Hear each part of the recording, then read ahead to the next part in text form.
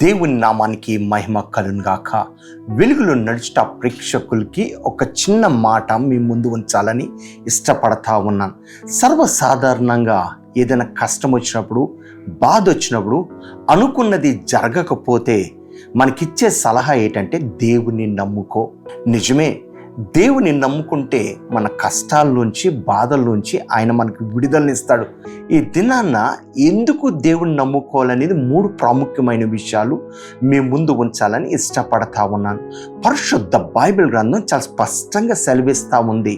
కొరింథీయులకు రాసిన మొదటి పత్రిక 1వ అధ్యాయం 9వ వచనంలో అపోస్తలుడైన పౌలు కొరింథీ సంఘానికి రాస్తూ అంటాడు కదా, ఏమంటాడంటే, మిమ్మల్ని పిలిచిన దేవుడు నమ్మదగినవాడు. మనల్ని పిలిచిన దేవుడు నమ్మదగినవాడు కాబట్టి మనమే ఆయన నమ్ముకోవాలి. 3 ప్రాముఖ్యమైన విషయాలు ఎందుకు దేవుని నమ్ముకోవాలంటే, మొదటిది ఎందుకు దేవుని నమ్ముకోవాలంటే, ఎఫెసీయులకు రాసిన పత్రిక 1వ అధ్యాయము జగత్తు పునాది వేయబడక ముందే ఆయన మనల్ని ఏర్పాటు చేసుకున్నాడు. నిజమే, తల్లి గర్భంలో పిండంగా ఏర్పడక ముందే దేవుడు మనల్ని ఏర్పరచుకున్నాడు. కాబట్టి హీ నోస్ అవర్ పాస్ట్. మన గతం గురించి ఎవరన్నా అడిగితే మనకన్నా బాగా తెలిసిన వారు ఇంకెవరు ఉండరండి. ఎందుకంటే నా పాస్ట్, నా గతం ఏమిటో, ఏం జరిగిందో నాకన్నా ఇంకెవరూ బాగా చెప్పలేరు. కానీ నాతో పాటు నా గతం గురించి ఎరిగినటువంటి వాడు నా దేవుడు ఒక్కడే.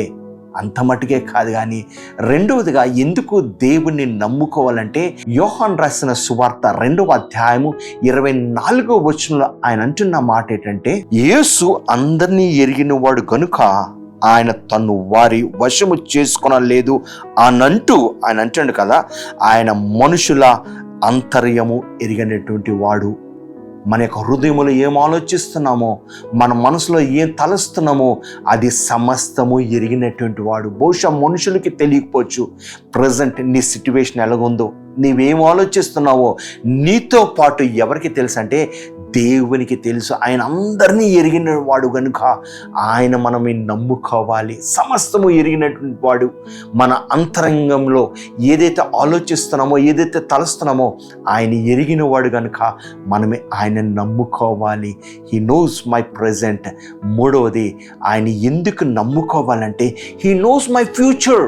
ఇర్మియా గ్రంథం 29వ అధ్యాయం 11వ వచనం మనం చదివినట్లయితే ఒక శ్రేష్టమైన మాట ఉంటుంది. ఏమిటి ఆ మాట అంటే, నేను మిమ్మల్ని గురించి ఉద్దేశించిన సంగతులను నేను ఎరుగుదును, రాబోవు కాలమందు మీకు నిరీక్షణ కలుగునట్లు అవి సమాధానకరమైన ఉద్దేశములే గాని హానికరమైనవి కావు. ఇదే యెహోవాకు.